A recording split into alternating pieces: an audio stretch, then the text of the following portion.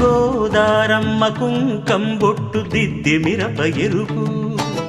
లంకానాథుడింకాగనంటూ పండు కొరుకు చూసే చూపు ఏం చెప్పింది సీతాకాంతకి సందేహాల మప్పే పట్టె చూసే కంటికి లోకం కాని లోకంలోన ఏకాంతాల బలపు అలపాపి కొండలా నలుపు కడగలేక నవ్వు తనకు రాగా ఉప్పొంగిలే గోదావరి ఊగిందిలే చేలోవరి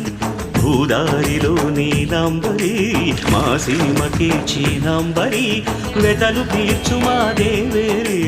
వేదమంటి మా గోదారి శబరి కలిసిన గోదారి